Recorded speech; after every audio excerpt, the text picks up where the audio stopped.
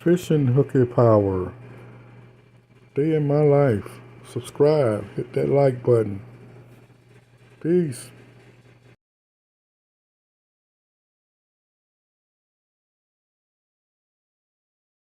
Between you guys and hopefully the pasture walk and you guys are getting back home. So we'll make it short and sweet.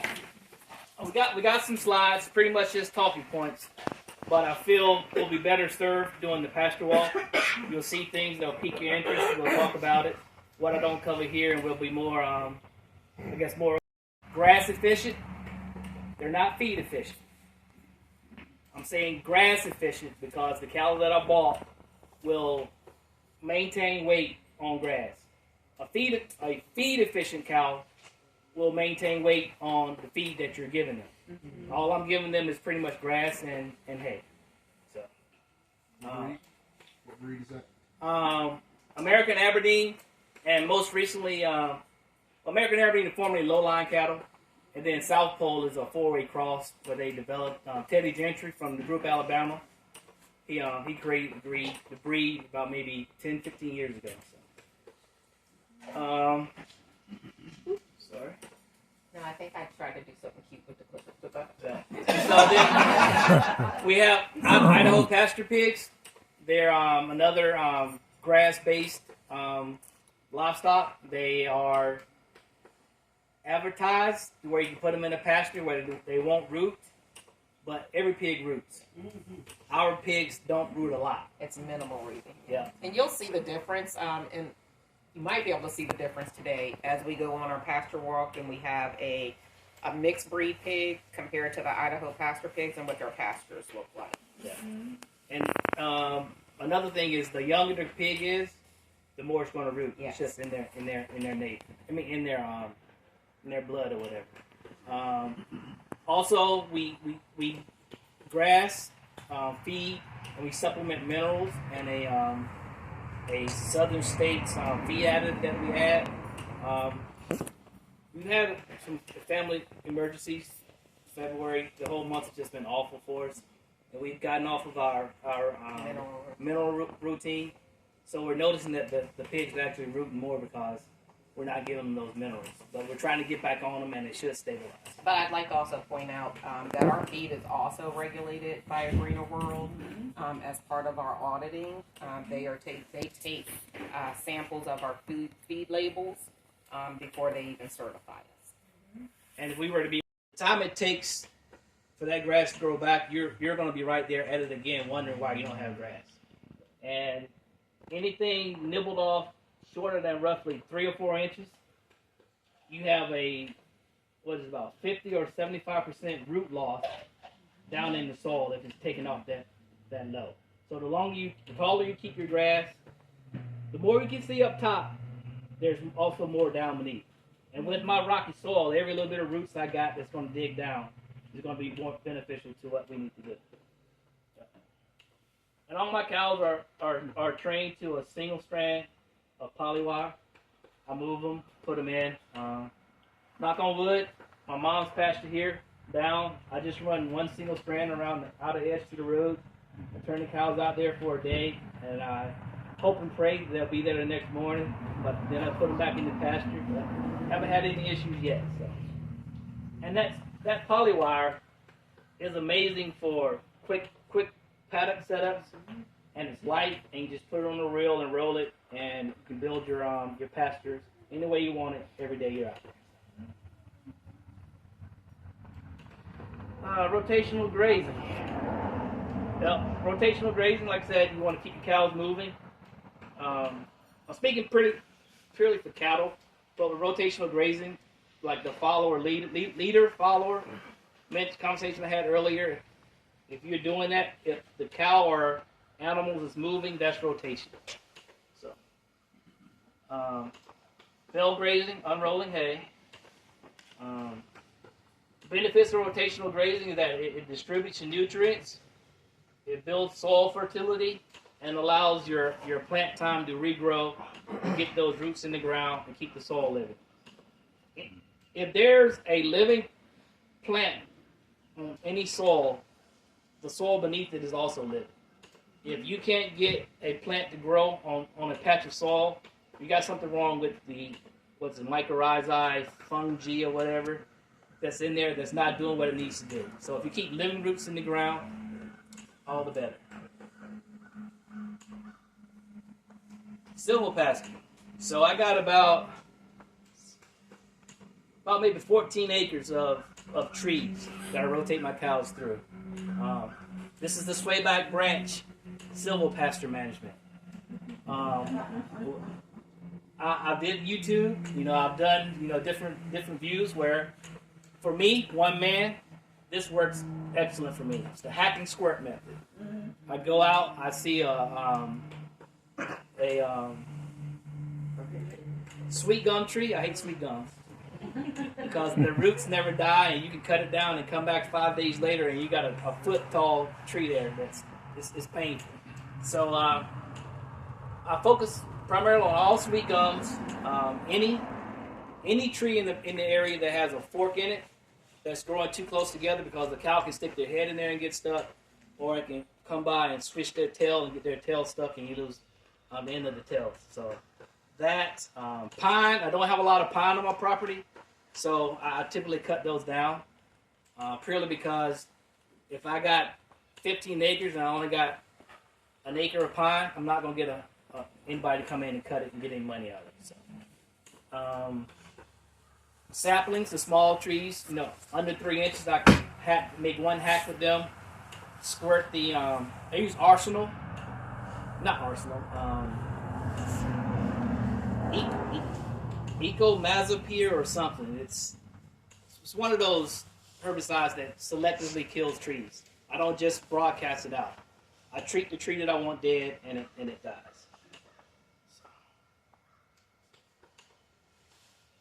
Bark injection, hack and squirt. This is what we were taking out. We didn't get to it. So. Oh yeah, and then the Swayback branch plant at the bottom. Removing non-low-value trees, maintaining hardwoods, and I'm thinning my area because I have a nice set of sourwood trees, and I want to get into bees. So the more sourwood trees I got, more pollinator food. So that's the Swayback branch plan for silvopasture. Yes, sir, Mr. Wheeler. Yes, sir. All right, with the active squirt, with your experience now, how long has it taken for one of those trees to die? Define death. Well, you know, falling over, or to where I want it. I did some area back here last year, and those trees are already falling over and breaking. So that makes it easier for me to come through and clear it. Now, because I killed them last year, that means that the canopy is not there. It wasn't there during the summer last year, and it wasn't preventing sun down to the soil.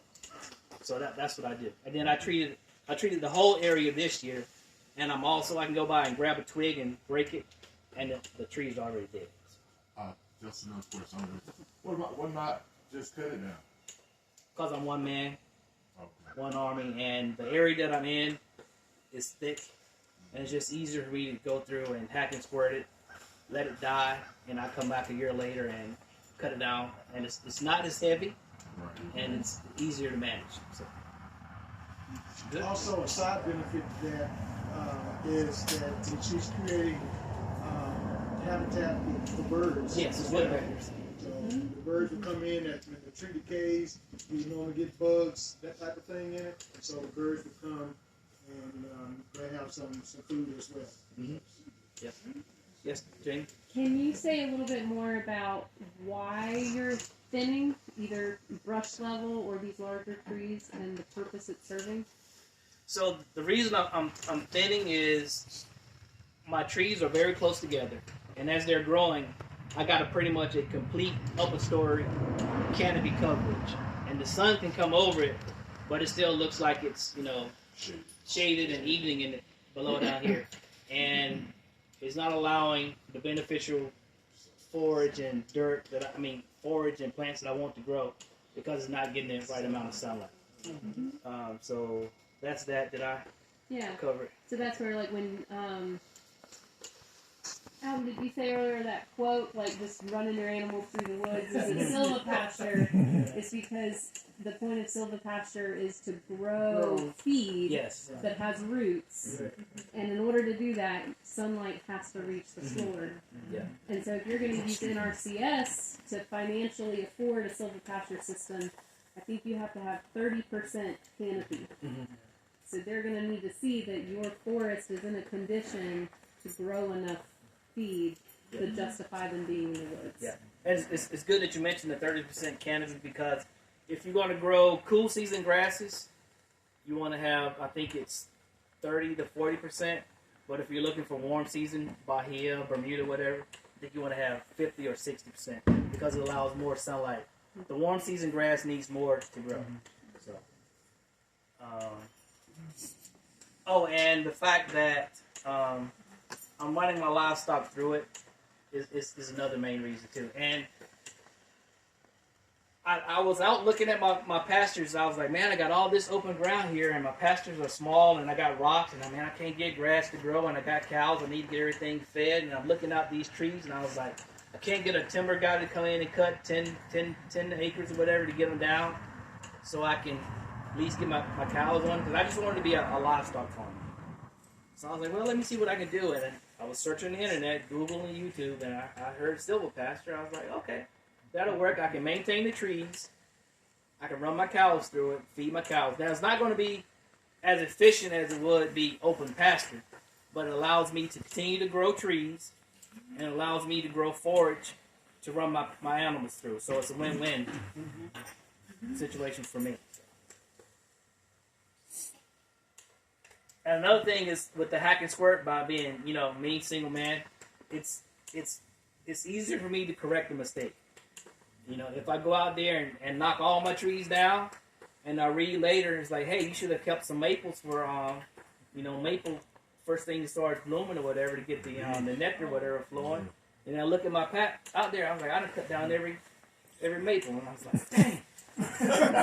Or if I went through and knocked down all my sourwoods, and I was like, man, I lost sourwoods, true, dang. So I hacked and squirted some. Then I went through and I realized that, hey, I hacked and squirted a maple, or I hacked and squirted a sourwood. I was like, dang. Only lost 1 or 2 trees. I didn't lose the entire set of them. So that's why I like that. Go slow. You got to learn your tree ID then, don't you? Yes. I got my little trusty picture, this and that, but sometimes I get out there and I'm in that routine, hack, squirt, and keep it moving. Hack, squirt, and keep it moving. And I look back and I was like, oh man, that was a maple. It's too late, you already hacked and squirted, so you just count that tree gone.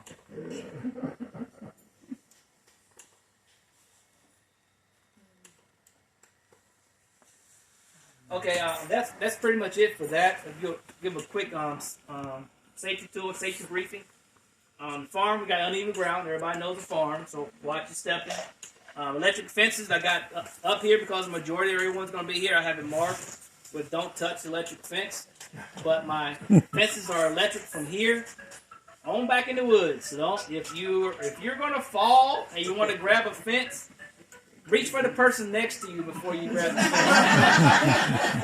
fence. My charges are strong. It'll make you see light. I'm telling you. I've seen it a few times.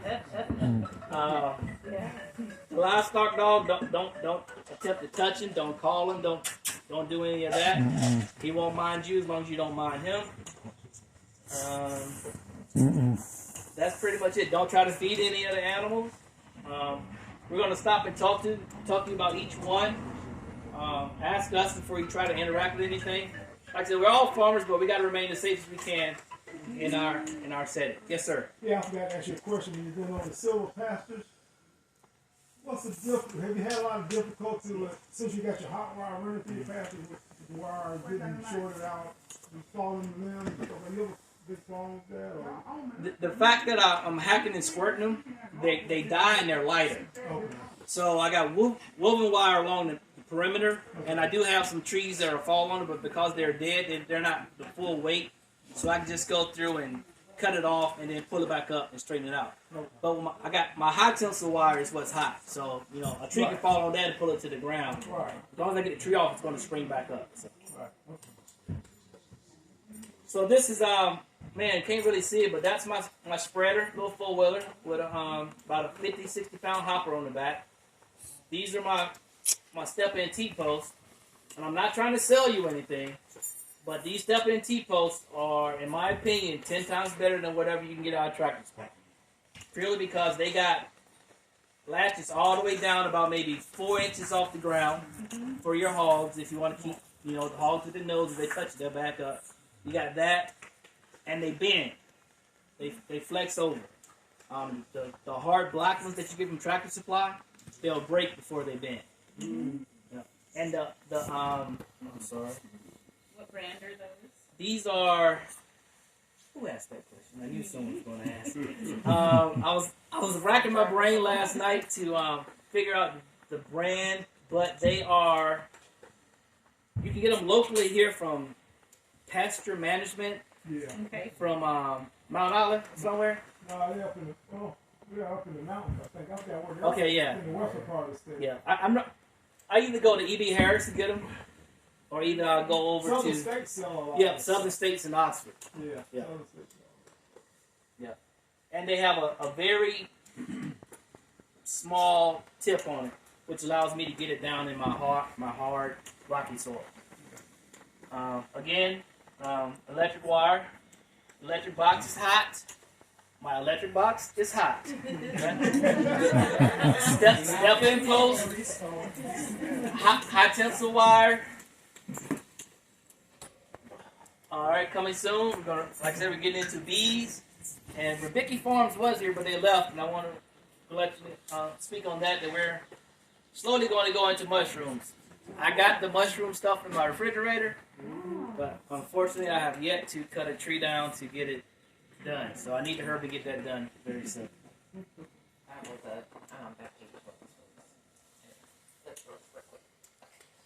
All right, you want to do close remarks? No, not really, because we're not done with our pasture walk, right? But I did want to take a moment. Yes, please. Yeah. Some people are leaving and they're not going to do the pasture walk, so we are going to pass out our feedback surveys. I appreciate if you complete it and you can just leave it on the table and we'll pick it up there. You want to do that? Fishing hooky power. Day in my life. Subscribe. Hit that like button. Peace.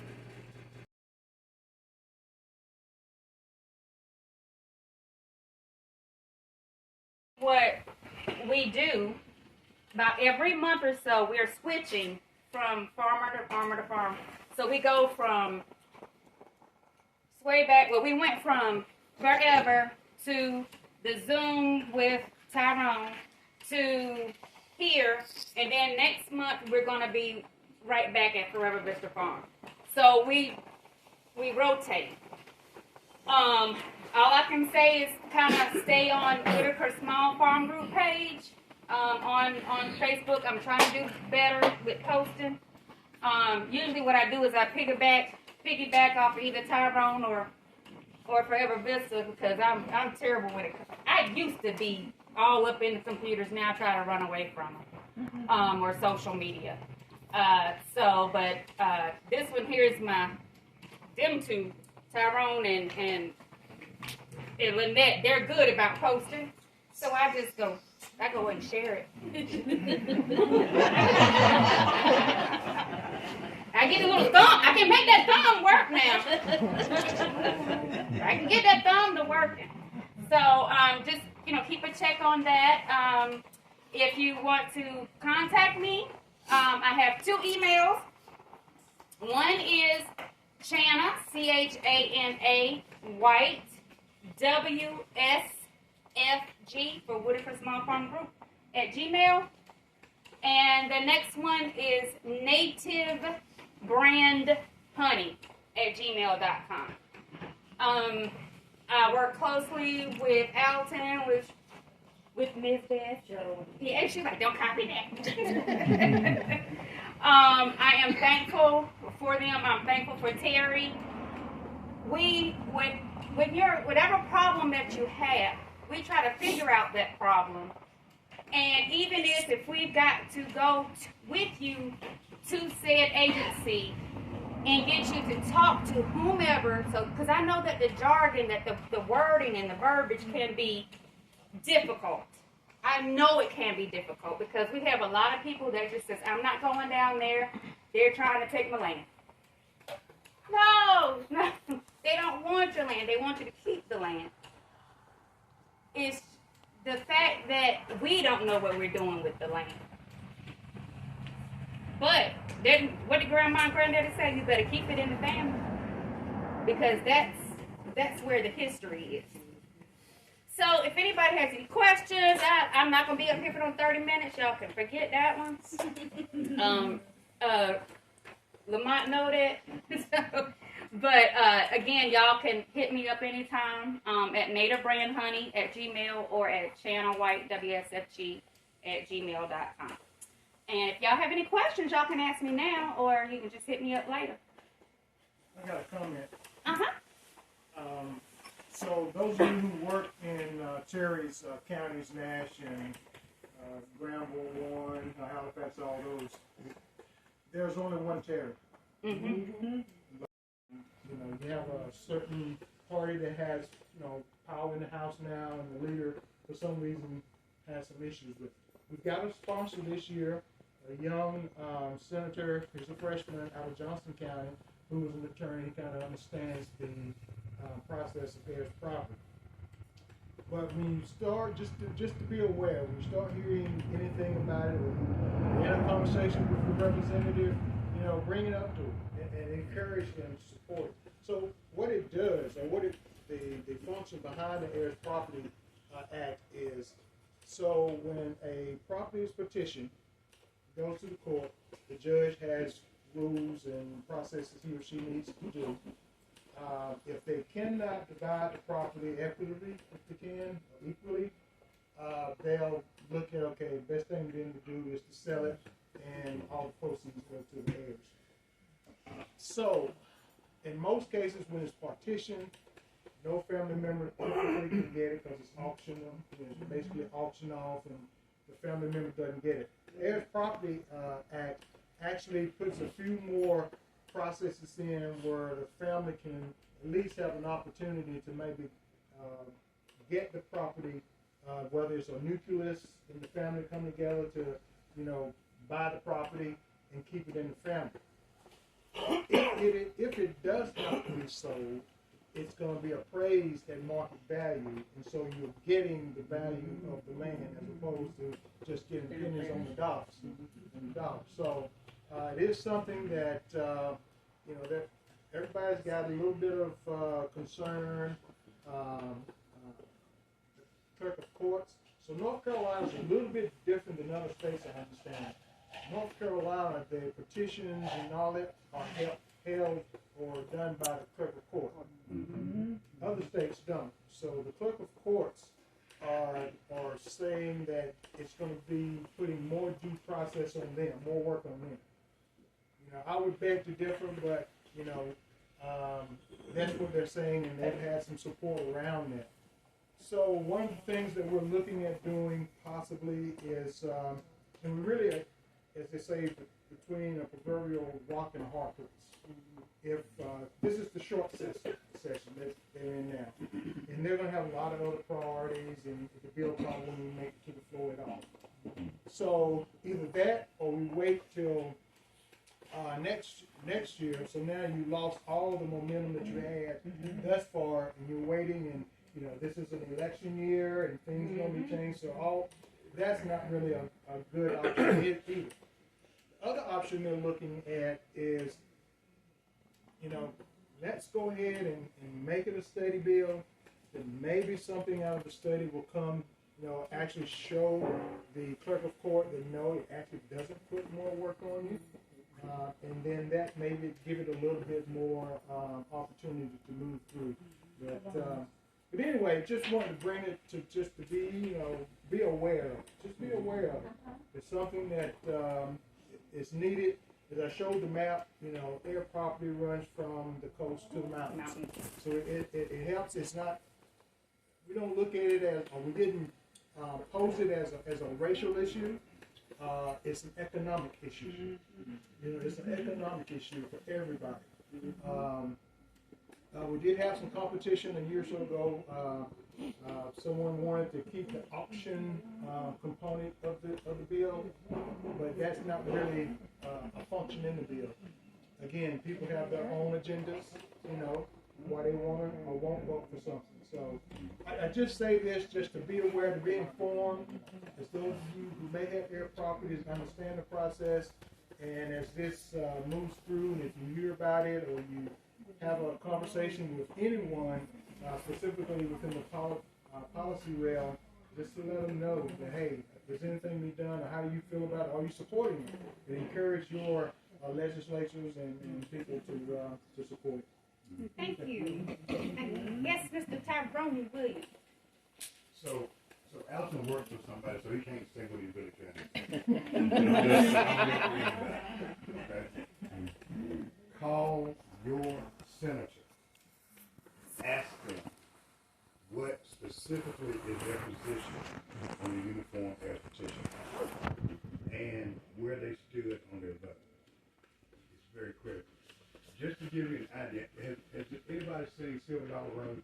Yeah. Mm-hmm. Okay, so that's a real prime example. Silver Dollar Road on Prime. Silver Dollar Road on Amazon Prime. It's out of Carteret County in North Carolina. That is a real example of heirs property. Those folks had property, one heir. So their interest to a developer with, according to the story, with a fraudulent deed. Mm-hmm. And the courts upheld that deed. And the two brothers contested it. They were never ever convicted of anything, but served 8 years in jail because they refused to leave their property. That's the damage of their property. Again, the part that people really don't talk about is, because I was in a session not too long ago, and somebody said, well, that doesn't happen. Yes, it does happen. All it takes is one person.